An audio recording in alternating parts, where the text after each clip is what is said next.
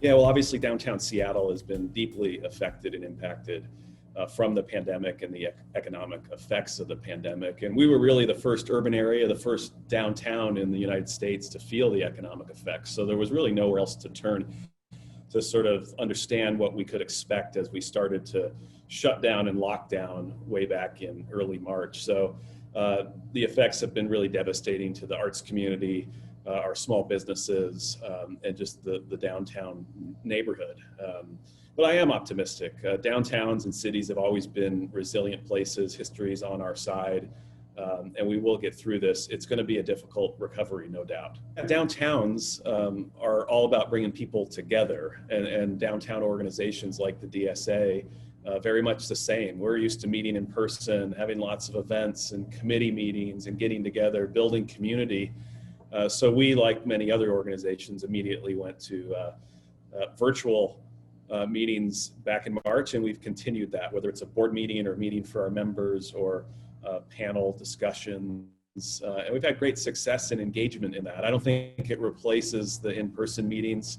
I still look forward to getting back into the same room with everybody, but it certainly has allowed, I think, a lot of people that maybe otherwise wouldn't be able to participate or make it in time to participate. And we've seen a lot of engagement across the community and our membership in the programming that we have put on since March. There's so much more flexibility, and you could be on the other side of the country or on your way to getting out of town and still tune in and participate no matter where you are. And so you may have had conflicts before that didn't allow you to be there physically, but through means like this, people are able to engage. So I think we'll probably continue to do some amount of programming virtually on the other side of this pandemic, but we really look forward to getting back together in person.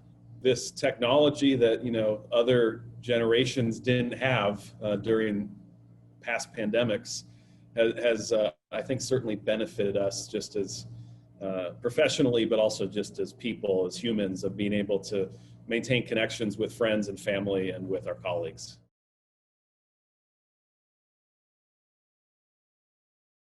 Focusing on how we recover, how we get our economy rolling again, while at the same time ensuring that marginalized communities are not left behind. How do we rebuild better, both in downtown, but really across our city, and really address the needs of marginalized communities, particularly the Black community in Seattle? How do we ensure that our rebuilding, our recovery is an inclusive one within our city?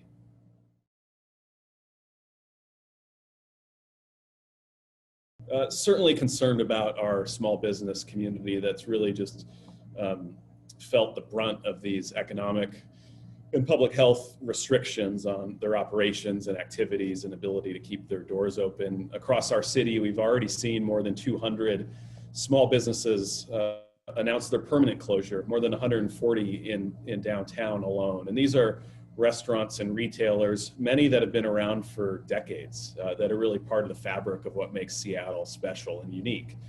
And so a lot of concern around their ability to get back on their feet, reopen their doors. We know that many will not be able to do that. They don't have the capital, they don't have the reserves to simply come back into the market. So there will be others that come behind them, new businesses, new ventures, new innovators and entrepreneurs. But it has been and continues to be a big struggle for our small business community, as well as our arts community, our performing arts venues, and great nonprofit art institutions and attractions and museums have been deeply impacted by this. And they're likely to be the last to be able to fully open their doors, to welcome back their audiences for large scale events and in-person gatherings. And it takes them some time, particularly with our performance venues, to be ready to do that. They can't just automatically flip a switch and have a musical playing 2 days from when the restrictions are lifted. So there's a unique set of challenges that they face. I guess I'm optimistic or see some positives here in the city around just the diversity of our economy. We've got a much more diverse economy in Seattle than we had 2 decades ago. Certainly tech and all of the tech companies that have been attracted here over the last decade and have set up shop and started with a couple dozen employees and now employ hundreds, if not thousands. Life sciences, biotech. We have a number of industries within the city that have not been as severely impacted from the restrictions in this pandemic as other sectors have. So we're well diversified, more so than a lot of other places in the country. I think that'll help us out of this. I'm concerned about the rhetoric and divisiveness, I think, that's played out in our community over the last several months around really critical and urgent issues around policing, reforming policing, and community safety and homelessness, and the management of our city and our city government. I guess I'm heartened, though, because I believe there's actually a very broad scale and deep agreement within our community on what we hope to see. I think we all want to see fewer people on our streets suffering. I think we all want to see a just police department that ensures just policing for Black lives. I think we all want to see our small business community get back on its feet, our economy recover, our downtown recover, our arts and cultural institutions surviving through this tough period. So I think there's actually a lot of agreement amongst a lot of the rhetoric and sort of posturing and maybe virtue signaling that I think we've seen too much of over the last several months. So I think Seattleites largely share the same values and want the same things for our community and for our city and for their fellow Seattleites.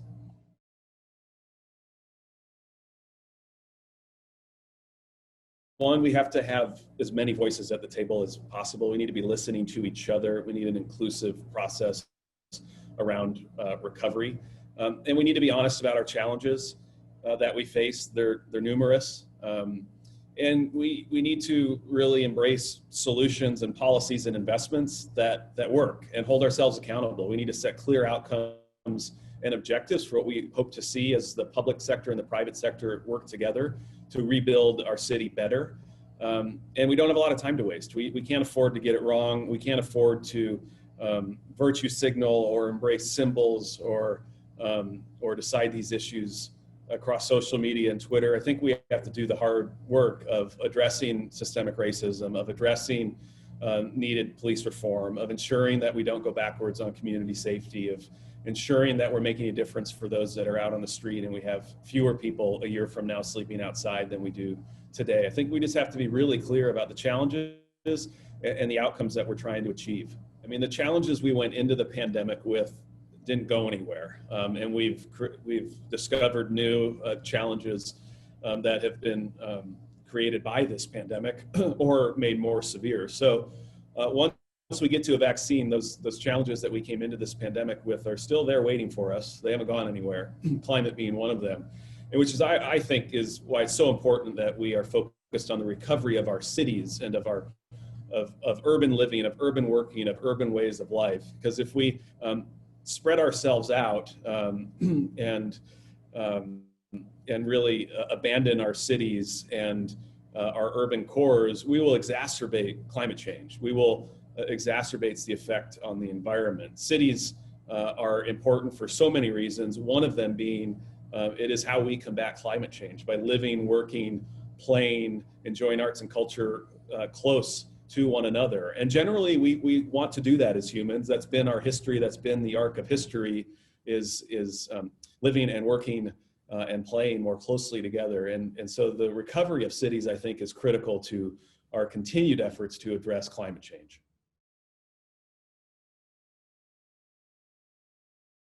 There's many really across Seattle, business leaders, arts and cultural leaders, leaders of nonprofits that have done incredible work to pivot and adjust and then pivot and adjust again throughout the last 10 plus months. One that comes to mind is the Canlis family, Brian and Mark Canlis, the owners of Canlis Restaurant. I think what they've done to really sort of say, hey, Seattle doesn't need fine dining right now, which is what we've done so well for so long.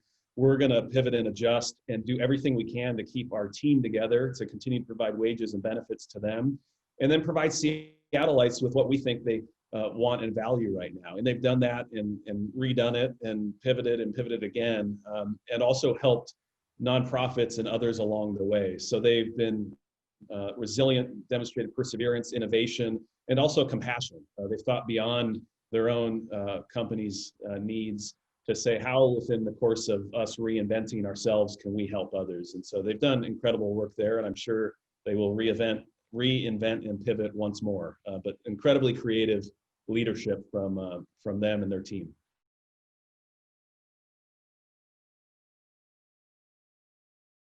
This pandemic, both within our own city and region, and certainly around the country, has really shone a bright light on the inequities within our community and in our country, and it has widened them. And it has reminded us of the significant amount of work we have to do to address inequity in marginalized communities.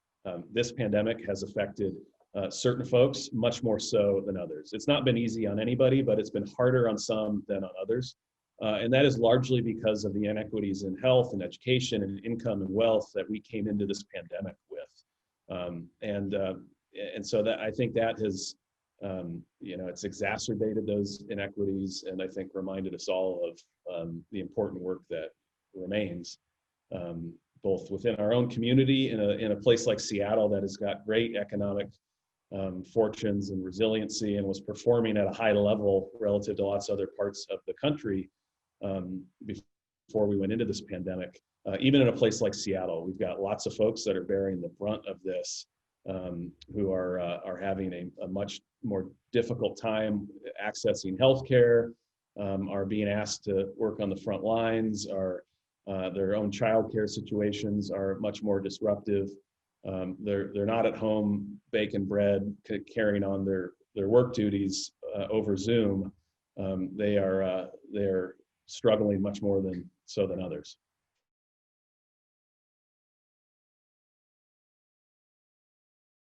Engaging with more leaders in the community outside of the business community, and outside of downtown. I think one of the challenges, one of the things this pandemic has highlighted, in many ways, I think just how sort of segregated our city is within sector and geography, certainly within race. And we need more relationships across our city with community and civic and business leaders if we're going to effectively confront the challenges that we face and make a difference. It's going to be because of those relationships that are necessary before we can have any transformation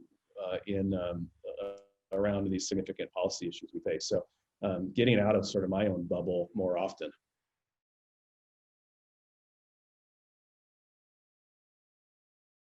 It would be rooting out systemic racism, which is prevalent across each of those. And I think that's our hard and difficult and important and necessary task and work ahead as a country and a city.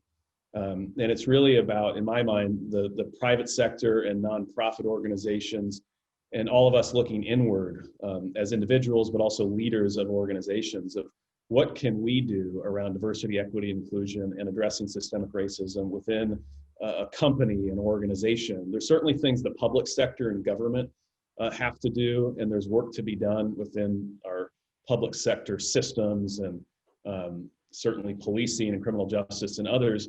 But if we're really going to make a difference around systemic racism and the challenges that have persisted in this country for hundreds of years, it's going to be because companies and organizations do their part as well. There's not a single act in DC that can be adopted here that is going to address the deep systemic racism that exists. It's going to be all of us as individuals, organizations, companies doing our part.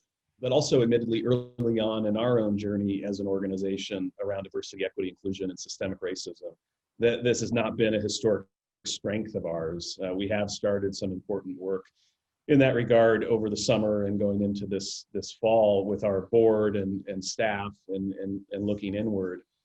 How within the pursuit of our mission can we make a difference on these issues?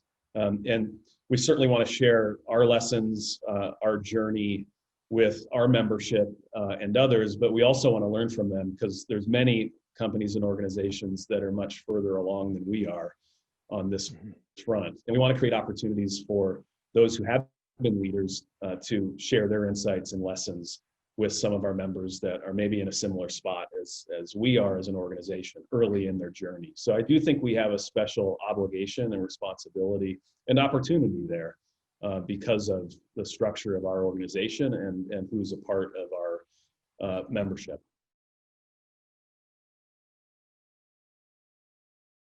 For me, broadly, it would be that everybody in our community, no matter your background or race, specific to downtown, feels like you belong here and that you see opportunity here. And so that to me is what is critical for a healthy and vibrant downtown. That everybody within our region really thinks of this as everybody's neighborhood, and I can come there and I feel like I belong. And I also feel like I've got opportunity here, whether as a small business owner or, somebody that from Rainier Beach High School that comes downtown and looks up at one of those shiny skyscrapers and says, I think I have opportunity and I could work in one of these companies one day and I've got a path to do that. So at a broad level, I think seeing more minority-owned businesses downtown, more minority participation in organizations like ours that have been historically, white-led, and the boardroom has looked very white. Those would be some sort of tangible things that I think we would see that would demonstrate progress in my mind several years from now of rebuilding better. Yeah, and we've had an incredible amount of growth over the last decade in the residential population in downtown. More than 80,000 people live downtown today, and more than 340,000 were working here prior to the pandemic. And I still believe in the importance of the office space. I think it's going to change and it's going to adapt. And I think work will change and adapt, and the flexibility of work is what I think will sort of persist past this pandemic. But I haven't heard a lot of folks, and I haven't seen a lot of studies in the surveys that have been done that are suggesting that most people want to work remotely 5 days a week. Generally, folks are saying a day or two a week, and having that flexibility is something that is desired. So I think there is still a role for the office, most certainly, and on the other side of this. And we don't have a lot of information just yet on the impacts from remote work on productivity and engagement and culture. And some of the data that is coming back isn't so positive in that regard from remote work. But some of the buildings and the neighborhood itself, I think, will adapt, and there may be some buildings that were built for one purpose that become another. And that's really one of the beauties of downtown, and that's nothing new. We have retail stores that used to be theaters, and low-income housing that used to be hotels, and so these buildings have always adapted, and the neighborhood has always adapted, and I think that will continue. But I don't believe that remote work becomes the predominant way that we conduct ourselves and do business. And I think we will continue to see growth in the residential population in downtown, even though during this time we've seen a flattening of the growth that we had prior to the pandemic. As we went into this pandemic, we're kind of rocking and rolling in so many ways, and doing very well. One of the fastest growing downtowns over the last decade in the country. And we had this great mix of arts and culture and retail. People wanted to come here for meetings and business travel, but also for leisure travel. We had the residential population, a great food scene, and a lot of people and companies that worked here. And in some ways, the higher quality of your downtown, the greater the impacts have been from this pandemic. If you didn't have all of those things, the impacts in many ways have been less. But a downtown like a Seattle or San Francisco or Chicago, and certainly New York, that has all of those pieces that so many downtowns desire, have really felt the brunt of this and have a steeper hill to climb, and a further gap between where we sit today and getting back to a real healthy, vibrant place. We'll get back there, but it's going to be a challenging road ahead, a matter of years, not a matter of months.